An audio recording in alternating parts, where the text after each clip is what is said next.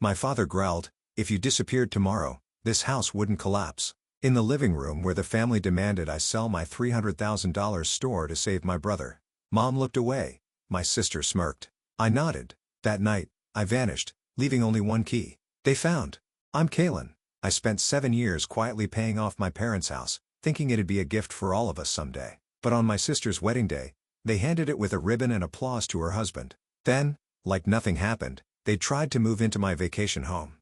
When I said no, they called the cops on me. That was the moment I realized, sometimes the people who raised you don't think you exist unless you're useful. Before we dive in, tell me, what time are you listening and where from? Drop it in the comments. I read every single one. Because what you're about to hear is what happens when quiet daughters stop being quiet. The gravel crunched under our shoes as Merrick and I stepped out of the car and onto the warm soil of the vineyard. Late September in Asheville always carried this quiet in the air. Like nature was bracing for something to end. Or begin, I wasn't sure which applied to today. Merrick adjusted his blazer and reached into the inside pocket. I watched as he tapped the envelope twice, habitually, $10,000. That was what we decided to give Callista and Griffin as a wedding gift. That plus nearly 1/3 of the total cost of this whole setup. My younger sister's dream wedding in the foothills of the Blue Ridge Mountains wasn't cheap, but Merrick's investment firm had hit a record quarter. I'd just landed a long-term consulting client. We could afford it, and after all, Callista was my only sibling. We walked toward the main archway. Ivy curled around the stone columns like it had lived there for centuries. Fairy lights flickered from the vineyard rows. Everything looked perfect, too perfect. My parents stood by the welcome table beaming like royalty. My mother, Vera, fussed with Dad's boutonniere while he muttered something under his breath and half smiled. I watched them taking it in. They looked younger, lighter, glowing, almost. I couldn't remember them looking this joyful at my wedding. They'd smiled back then. Sure. Wished Merrick and me a happy life, but they hadn't glowed. Not like this. Don't start, I muttered to myself. Merrick gave my hand a little squeeze. You okay? I'm fine, I said, though I didn't look him in the eye. A woman with a clipboard directed us to the seating chart. My finger traced the printed names down the glass panel until I found it. Kalen Rosamond. Kalen with an I. I blinked. Close enough, I told myself. But when we reached the table, it wasn't close at all. Table 9. At the far back, by the bar. No family in sight, just co-workers from Griffin's tech startup and some friends I didn't recognize. I hesitated. Merrick whispered, "Want me to switch cards?" I shook my head and forced a smile. No, it's fine. It's her day. As we sat, I glanced toward the head table. My parents were already seated there, front and center, between Callista and Griffin. My chair scraped a little as I pulled it out, and not a single head turned. Not even Mom's. Dinner began, and the room buzzed with toasts and laughter. Courses came and went. Wine was poured generously. I declined. Something in my gut twisted every time someone clinked a glass and shouted to the happy couple. Then the microphone feedback cut the chatter. My mom stood up, straightened her dress, and tapped the glass. If we could have everyone's attention. People quieted instantly. Dad rose beside her. We just wanted to say thank you to everyone for celebrating our beloved daughter's new chapter. A hush settled. I felt my heart jump. Were they talking about me? I glanced around, then back at them. Watching Callista grow into the woman she is today, Dad continued, has been one of the greatest joys of our lives. A slow throb built in my temples. She's brought so much light, laughter, and love to our family, Mom added, voice trembling with emotion. Someone at another table whispered, "Oh." And so, she continued, reaching into her clutch, we wanted to give her and Griffin something to start this journey with, something meaningful. I saw the envelope before I even registered what it was. We're gifting them the house, Mom said proudly. Our family home. It's theirs now. Gasps and applause. I heard claps, cheers, even a few teary sniffles. And I sat frozen. The house? The house? The one I had been paying the mortgage on for 7 years, quietly, after Dad's hours were cut and Mom's arthritis worsened. The house that still had my name tied to the escrow account, the insurance, the repairs, no warning, no conversation, no thank you, just gifted away like I didn't exist. Callista burst into tears, throwing her arms around our parents. Griffin grinned like he'd won the lottery. Maybe he had. I forced my lips into something that resembled a smile. My nails dug into my napkin under the table. Merrick didn't say anything, just placed his hand on my knee. I'm okay, I said softly. Don't. But I wasn't. The rest of dinner passed in a blur. I didn't touch my food. I just watched them. Callista glowing, Mom dabbing her eyes like she was proud of herself, Dad laughing like he hadn't missed my college graduation because of a golf trip. By the time dessert came, I'd had enough. I need air, I told Merrick, pushing back from the table. He stood, but I waved him off. Just 5 minutes. I walked down the gravel path away from the main tent, past the rows of hanging lanterns, past the photo booth, toward the overlook where the photographers were staging more pictures. I stopped behind a hedge just before they could see me. There they were, Callista and Griffin, posed on the porch of the house, my house. The photographer arranged them like a Hallmark ad. Okay, now hold up the key together. They both turned to face the camera. Griffin fished something out of his pocket. My breath caught. They lifted the brass house key like it was a damn trophy. Like it was a symbol of legacy. Like I had never existed. I didn't say a word during the drive home. Merrick kept glancing at me like he was waiting for the dam to break. For the screaming, the tears, the explosion that, if I were another woman, might have come right then and there. But all I could do was sit stiffly, arms folded, watching the tree-lined road blur past the window. When we pulled into our apartment's garage, I got out without a sound, walked inside, and placed my shoes neatly by the door. The fridge was the only noise in the apartment. I headed to the bedroom, peeled off the dress, hung it carefully, then sat down on the edge of the bed. Merrick hovered in the doorway. You want to talk about it? I shook my head. I'm fine. He stayed quiet for a beat. Kaylin, I should have seen it coming, I said, cutting him off, because somewhere, deep down, I had.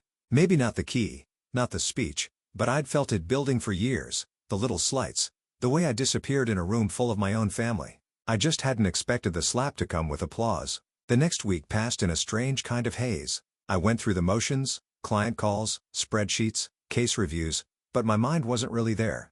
Every time someone mentioned weddings or family, it was like someone dragging a fork across a plate in my head. Then, on Wednesday, it arrived, a pale pink envelope tucked between bills and a grocery coupon flyer. Merrick brought it in and tossed it on the counter. Looks like a thank you note. I stared at the cursive writing. Merrick Davison guest. I opened it. Inside was a card with gold foil lettering, "Thank you for being part of our dream day," and a short message scrawled in Callista's signature bubbly handwriting. "Thank you so much for your generous gift and for helping make our wedding so magical. We'll always remember your kindness. Love, Callista, and Griffin." No mention of me. Not even once. I read it twice. My eyes scanned every line, searching for the possibility that maybe I'd missed something. That surely she hadn't just thanked Merrick. That I, who had planned, paid, and stayed silent, wasn't just guest, but I was.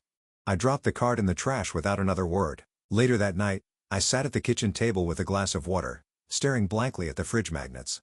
Merrick came over, leaned on the counter, arms folded. "You okay?" I gave him a look. He sighed. "Kaylin, I know you don't want to hear it, but maybe it's time to stop making excuses for them." I stayed quiet. "You've done more for them than most people would. You paid their mortgage. You show up for every birthday, every holiday, even when they forget yours, and they act like you're what? Some neighbor who drops by out of politeness?" I opened my mouth to defend them. "They mean well," I started. He raised an eyebrow. "Do they?" I closed my mouth. The words felt hollow before I even said them. "Why do I always rush to defend people who forget me so easily?" I murmured. Merrick didn't answer. He just reached over and squeezed my shoulder. Later, I lay in bed staring at the ceiling fan spinning in slow, deliberate circles. My mind wandered. No. It unraveled, threads pulling back through years I hadn't dared look at closely before. My law school graduation. I'd worked 3 jobs to put myself through, and when I walked across that stage, my parents handed me a check. $50, and a card that said, "So proud. Love Mom and Dad." 2 years later, Callista graduated with a communications degree from a state college. They gifted her a brand new Subaru with a giant bow and a party at the lake house.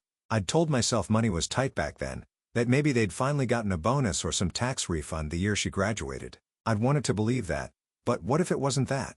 What if I was just less wanted? What if I was always the contingency plan? Never the favorite? Well, I rolled onto my side and shut my eyes. Sleep didn't come. Friday morning, I walked into the office early, hoping burying myself in client files would keep the spiral at bay. It didn't. By mid-morning, I was sitting across from a small business owner going over a standard tax review. He was trying to sort out a partnership dissolution and asked casually, "Hey, if I paid half the mortgage for the last 5 years, but the deed's in her name, do I get anything back if we split?" I blinked. My throat tightened. He waited, pen in hand. "If it's not in your name," I said slowly, "legally, it gets complicated." I heard my own words like they were meant for me. 7 years. 7 years of writing checks, transferring funds, taking on the upkeep when Mom couldn't handle it, and Dad was between gigs. Never once had I asked to be added to the title. I just assumed they knew, that they'd remember, that they were decent. But decent people don't erase your name from a card. Don't call your partner and guest. Don't take what you paid for and hand it off like a door prize. Back at my desk, I opened the real estate records database. It took 5 minutes to confirm what I already knew. The house had always been in their names, Ronald and Vera Rosamond. No cosigner, no amendment. And last week, the deed had been officially transferred to Griffin and Callista Holloway. Recorded, notarized, final. I sat there for a long time, not moving, not thinking. Eventually, I opened my drawer, pulled out a post-it, and scribbled something on it. I wasn't part of the gift because I was the one who paid for it. That night, when the phone rang and I saw my mother's name, I already knew it wasn't going to be an apology. The phone rang twice before I picked up. "Hi, sweetheart," Mom chirped as if she hadn't just watched me disappear from her daughter's wedding in stunned silence. "It's been too long. Callista and Griffin just got back from Bora Bora. We're having dinner this Saturday, just the 6 of us. You and Merrick should come." Her voice was all frosting. "No cake." I waited a beat. "Dinner?" I said flatly. "Yes, we'll make that rosemary pot roast you love. Come around 5? I don't know why I said yes. Maybe some broken part of me still wanted an explanation. Hope they'd admit they'd gone too far, that this dinner would be a peace offering, a conversation, a chance to acknowledge what they did. But deep down, I knew better. Saturday came with a gray chill that didn't quite match the calendar. Asheville was shifting into fall. The leaves hadn't fully turned, but the breeze carried the first hints of change. Merrick and I drove in silence until we hit the turnoff. I stared at the familiar mailbox. The house looked the same, and completely different. There were new curtains in the front window, white lace where Mom's sunflower valances used to hang. The doormat read, "The Holloways A Star 2023. Callista's pink running shoes were parked by the door, lined up neatly beside Griffin's oversized sneakers. I stood on the porch and stared at the brass knocker I'd helped Mom polish every Thanksgiving growing up. "It's like I never lived here at all," I whispered. Inside, the smell hit me first. It wasn't just the pot roast, it was the candle. Vanilla cashmere, Callista's favorite. Mom used to burn cinnamon apple. The living room had been rearranged. My father's old recliner, gone. A sleek cream-colored sectional now curved under the window. Dinner was already served when we stepped in. My mom kissed my cheek like nothing was wrong. "You look tired, honey. Working too much?" Callista beamed from her seat, radiant in a white sweater that probably cost more than my monthly car payment.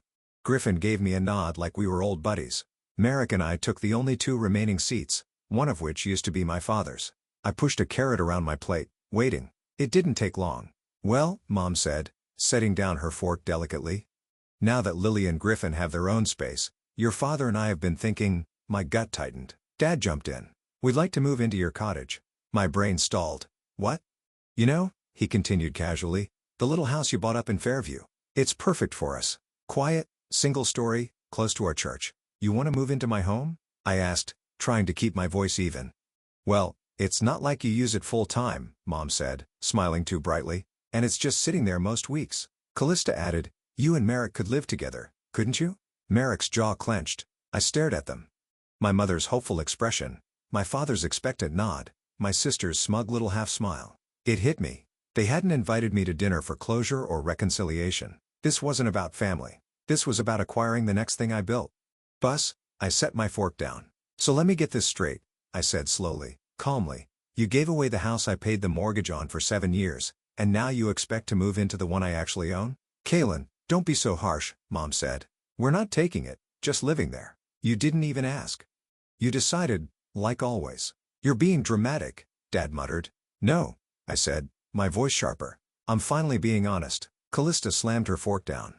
"You've always been jealous." The room went still. "You never liked when I got more attention, more help. You act like you're so noble, but you've been bitter since college. That's why they love me more." I never made them feel guilty for it. My breath caught, and just like that, there it was, out in the open.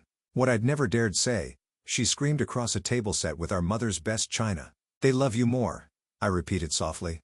Nobody denied it, not even them. Merrick reached under the table, took my hand. I stood up. "If they love you so much, maybe they can live with you." I pushed back my chair. Merrick followed. Nobody moved to stop us. As I shut the door behind me, I didn't feel guilty. I felt awake. I didn't say much on the ride home that night. Merrick didn't push. The car was silent except for the low of the heater kicking in. It had dipped into the 40s, the kind of chill that settled into your bones more than your skin. At home, I dropped my purse on the side table and slipped off my shoes. My hands moved on autopilot, tidying the pillows, opening the fridge just to stare. But inside, everything had shifted. The guilt that usually crept in after a family confrontation wasn't there. Not this time. Just a strange clarity, like something had finally snapped back into place. For the next few days, I buried myself in work. I let the office eat me whole. Client calls, tax prep files, budget forecasting for a small bakery downtown. It was easier to focus on someone else's numbers than my own thoughts. That Friday, I took the day off. I wanted a break before quarterlies started rolling in.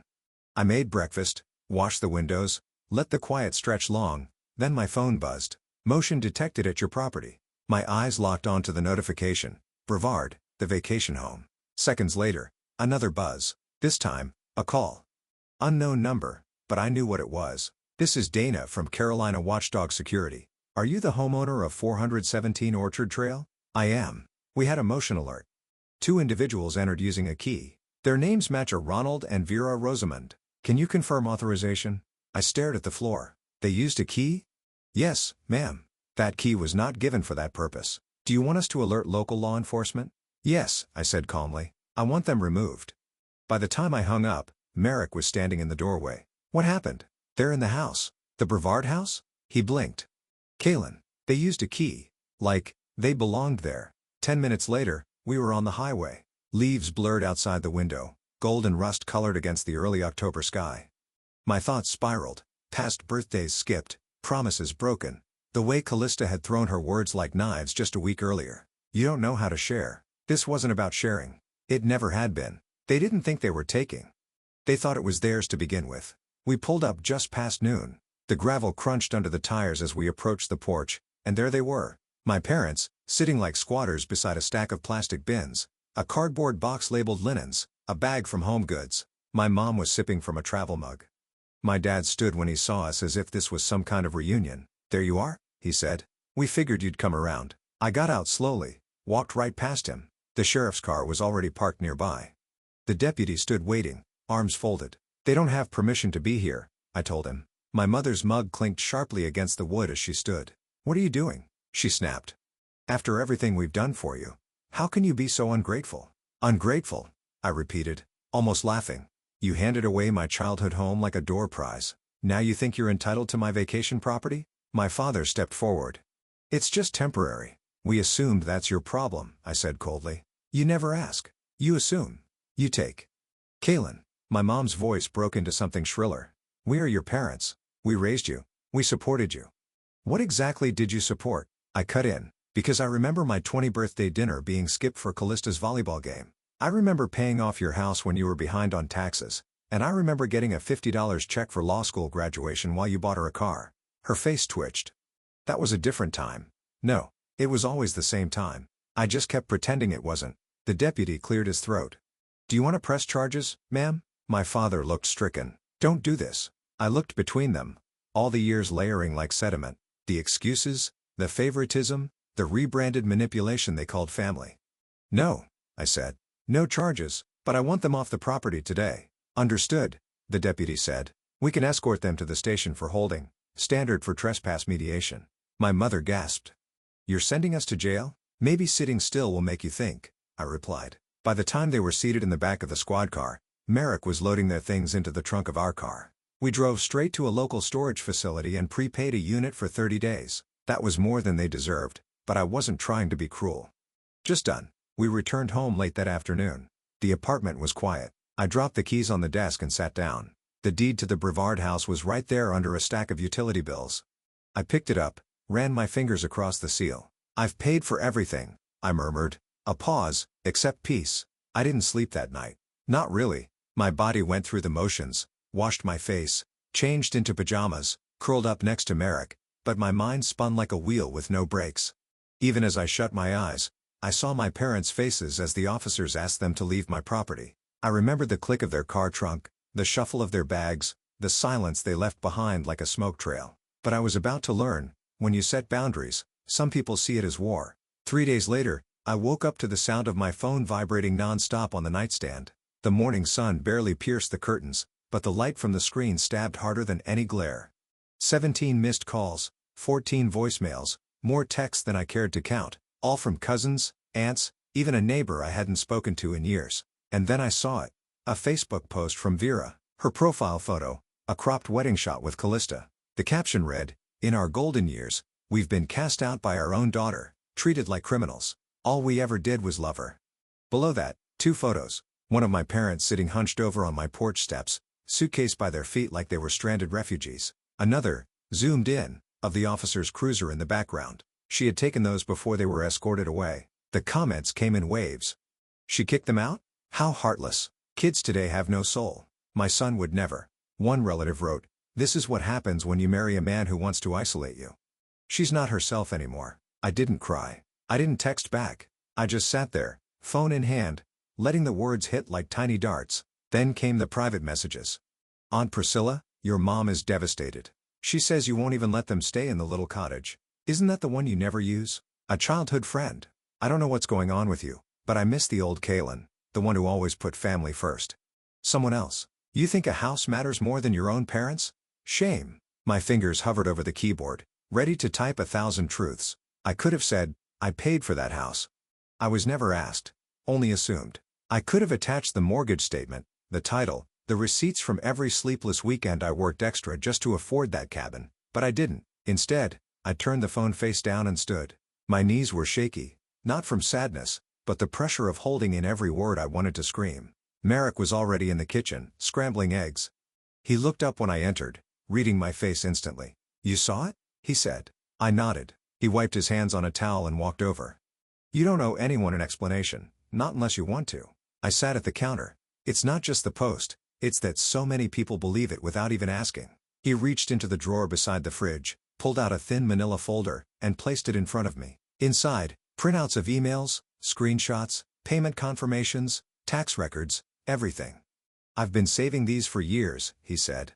"In case you ever needed to remember what's real." I looked down at my own signature on dozens of documents. I had made all the payments. I had paid all the taxes. It was my name that bought peace, even when they treated it like wallpaper meant to fade into the background. Later that afternoon, I headed to the office. I needed to move, to breathe something that didn't smell like betrayal. But walking past the glass conference room, I saw Emily, the new intern, being scolded by one of the senior partners. She stood stiff, arms behind her back, taking every word without blinking.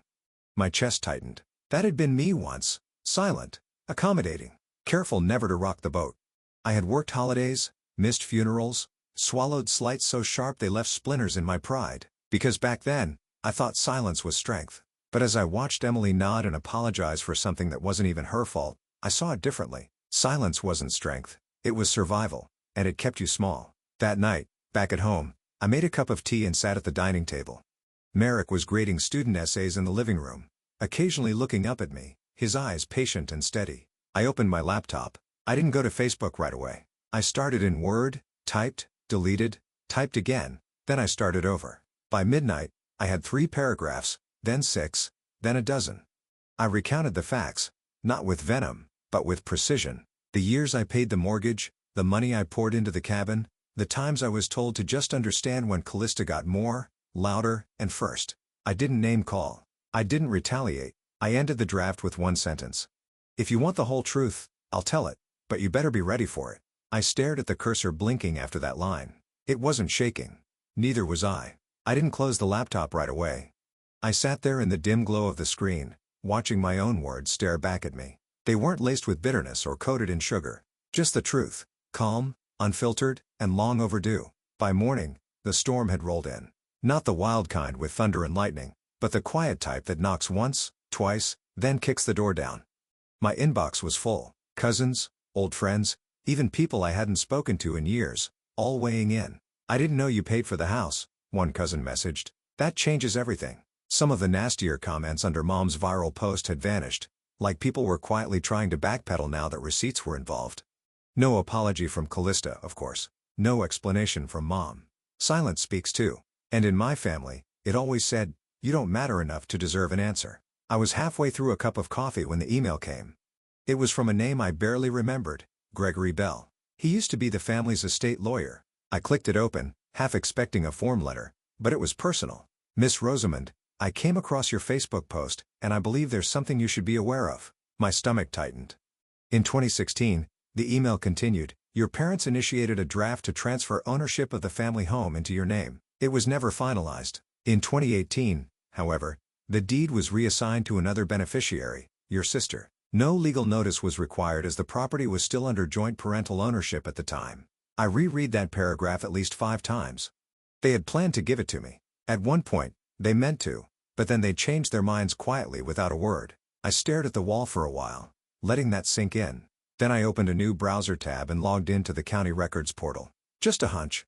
But when I searched the Brevard address, my vacation home, there it was, a title search inquiry for my mother's name, dated 2 weeks ago. They were checking the legal status, preparing maybe to try again. The betrayal didn't feel like a stab anymore. It felt like a spreadsheet, a calculated column decision, long game manipulation built on the assumption that I'd never question it.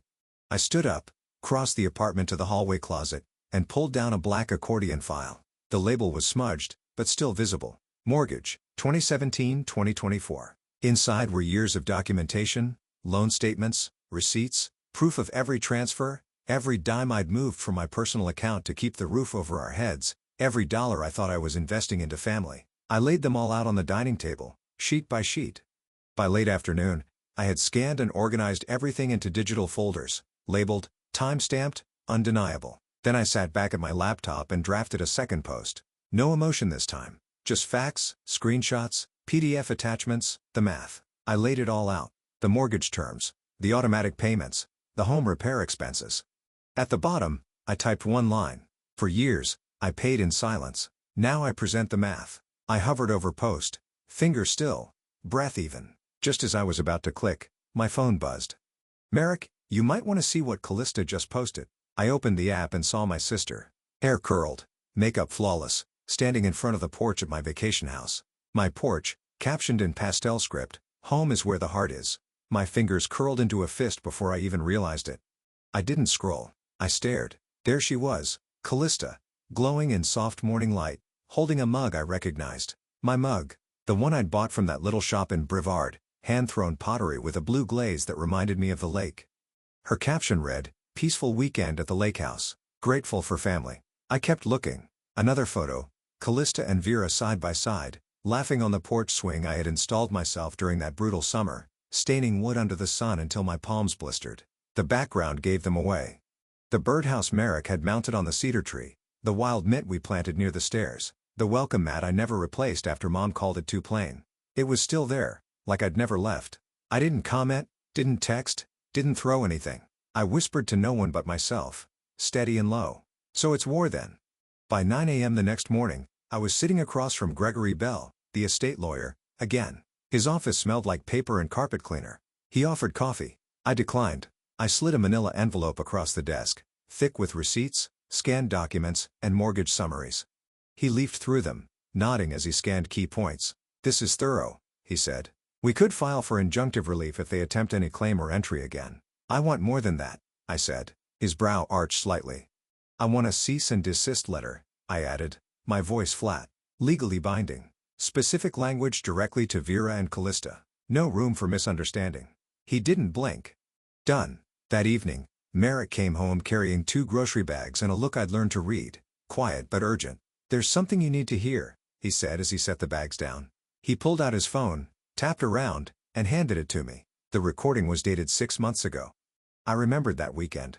He'd stepped out to call her after a strange voicemail about family plans. Her voice filled the room. "Kaylin's always been the workhorse. That's her role. Callista deserves comfort. She's had a harder time emotionally. You know that." I didn't flinch. Merrick sat beside me, unsure whether to say anything. I handed the phone back. "We'll use that." The next morning, I sat down with my laptop. No emotion this time, just precision. I uploaded the second post. First, screenshots of bank transfers labeled by year, then PDFs of the mortgage agreement, then the title log showing the inquiry into my vacation property. I ended with the audio. Beneath it, I wrote, "This isn't revenge. This is clarity. I won't be rewritten." I hit post. Within hours, the reactions rolled in. Messages, shares, support from people I barely knew. "You don't owe them anything," one woman commented. "Thank you for showing your receipts," another wrote. "So many of us stay quiet. We shouldn't have to." Some tried to defend Vera and Callista until they heard the clip. I didn't reply to anyone. I just let it sit. Truth has its own volume. By evening, Callista finally broke her silence. She posted a screenshot of my post with a caption, We never wanted this to go public. But if you want public, fine. Let's talk legal. Vera commented right below it. She'll regret this. I closed my phone then smiled because by then I already had the final piece I needed, and they had no idea. The morning sun cut across the floor of my apartment like a blade. I sat at the dining table sipping lukewarm coffee, waiting. It didn't take long. At exactly 9:07 a.m., Gregory Bell forwarded me the scanned letter we'd finalized together 2 days ago. Subject line, delivered. The cease and desist had gone out by courier and email. It addressed Callista formally, Miss Callista Rosamond Wells, and outlined clear legal terms.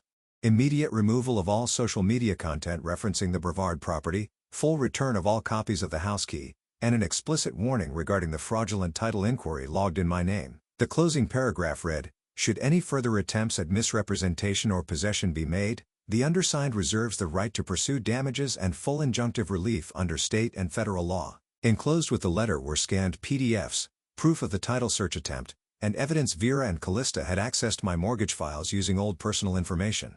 They had tried to start a transfer quietly, illegally, under my nose. I leaned back and whispered to the ceiling, you should have known better. By noon, the family group chat detonated. It started with a message from Aunt Darlene. Is this true? She attached a screenshot of my post, followed by a screenshot of the letter which someone had leaked. I didn't ask who. Uncle Robert chimed in next. Kaylin did what she had to. Proud of her for standing up for herself. That was when Callista left the chat. Vera responded in the form of a voice memo. Her voice cracked as she spoke. I did it for the family, for the image, for you girls to be close. If we look like we're struggling, people talk. If Callista looks like she's lacking, she spirals. I thought we were doing what's best for everyone. I didn't reply. Let them sit in the silence they'd always handed to me. The call from Callista came at 5:41 p.m. I stared at the name glowing on my phone. I picked up. You really want to drag our family name through court? She said immediately. It's already there, I answered. I'm just finally in the room. She paused long enough for me to hear the tension in her breath. You're choosing property over people, Kaylin? No, I said slowly, calmly. I'm choosing peace over manipulation. Another pause, then the line went dead. I didn't call back. The next day at work, we had a team lunch for our new intern project. We sat in the lounge conference room. Cheap chairs, paper plates, someone's homemade brownies sweating through foil. It was nothing fancy, but when the intern handed me a napkin with a little name tag taped to it, I froze. Kaylin, it read, spelled right. The handwriting was neat, not hurried, not second-guessed. I stared at it a little longer than I should have. For the first time, my name wasn't misspelled, not forgotten, not skipped, just seen. I folded the napkin and slipped it into my purse without saying a word. That evening, Gregory emailed again. He had a short update. Vera and Ronald have relocated to a retirement community apartment in Hendersonville. 1 bedroom, month-to-month lease. No note from them. No challenge. Just quiet compliance. As for Callista? Silent. Her social feeds wiped clean. No weekend getaways. No mugs. No lakeside photo shoots. I didn't need an audience to feel victorious. Silence in this case was the reward. The final voicemail came that night. I just sat down on the couch when I saw it on my screen. 1 missed call. 1 message. It was from Vera. Kaylin, we need to talk. We know we messed up. Please, just talk to us. I didn't save it. I didn't replay it. I deleted it. And that, I realized, was the first real boundary I had ever held with them. The voicemail was gone. Deleted. Not because I wanted to forget, but because I no longer needed to remember it on their terms. In the weeks that followed, life didn't erupt into something dramatic or cinematic. It quieted. And for once that felt like a reward. I went back to work. I made dinner with Merrick most nights. Chicken stir-fry one evening, lentil soup the next. We watched documentaries about national parks and argued about whether we'd ever go camping. Him? Yes. Me? Hard pass. We laughed more than we used to, not because things were suddenly perfect, but because the air was finally clear. On a crisp Saturday morning, I drove out to Brevard. The vacation home, the one I'd fought for, the one I almost lost, was now rented by a traveling writer named June. She greeted me on the porch with a smile that didn't need explanation. Inside, the space had shifted. A few of her things dotted the room. Books on the coffee table, a vintage typewriter by the window, but it still smelled faintly of lemon oil and cedar, the way I liked it. As I walked her through the drawer set up in the kitchen, she paused. These napkins, she said, unfolding one gently. They're linen, right? Handmade? Yeah, I nodded. They were a gift. I left them behind once. Now they stay. She smiled and ran her fingers over the stitching. It feels like someone really lived here. I nodded again. Softer this time. They did. The next week, an email from Callista landed in my inbox. Subject: clearing the air. It was a few stiff paragraphs dressed in civility. No names of wrongdoing, just a vague admission of regret over how things unfolded. A line about wanting to preserve peace. Not once did she say sorry. I didn't reply. The day after that, a bouquet of lilies arrived at my office. No card. I turned to our receptionist and gestured toward the flowers. "They're not for me," I said without blinking. "You can keep them." She blinked. "Are you sure?" "They're beautiful. They're not mine to keep. They're someone else's performance." She took them and I returned to my desk. On a rainy Thursday, I had lunch with one of my longest clients, Lorraine, a retired professor with a sharp tongue and sharper eyes. She'd been widowed for 10 years, but still wore her gold band like it was armor. Over coffee, she said it out of nowhere. "You always did your job quietly, Kalen, but I've watched you. You never let them erase you." It landed heavier than I expected, not because it was a compliment, but because it came from someone who didn't flatter easily. I smiled, swallowing a lump I hadn't realized was rising. "Thank you," I said. "That means more than you know." A few days later, I passed by a storefront in Asheville, glass windows streaked with early spring drizzle, and caught my reflection. Not a villain, not a victim, just me. Hair a little windswept, eyes less tired than they used to be. A woman who no longer lived to be chosen. A woman who chose herself. In my head, I could hear it clearly. They called me ungrateful, but what they really meant was, "You stopped giving us everything we asked for." That wasn't betrayal. That was boundaries. At the office, I began mentoring a new junior hire, Anna, fresh out of grad school. Quiet, capable, a little too quick to apologize. One afternoon, I walked past her desk and saw her face fall as a partner took credit for her work. I stopped, turned back. "Hey," I said firmly but gently, "I saw the report. You did good work. Next time, you bring it to the meeting yourself." Her eyes widened, unsure how to respond, but I smiled. "Trust me, speak up early. It saves years." That night, back at my apartment, I opened the bottom drawer of the hall table. Inside was a small wooden box I'd picked up at a flea market years ago, engraved with swirls and a brass latch that stuck sometimes. I opened it and placed the old house key inside, the same key they once held up like a trophy, the same one they tried to use to walk through my walls. I labeled the box with a strip of masking tape, "Things I survived." And for the first time in my life, I didn't give away the key. I kept it.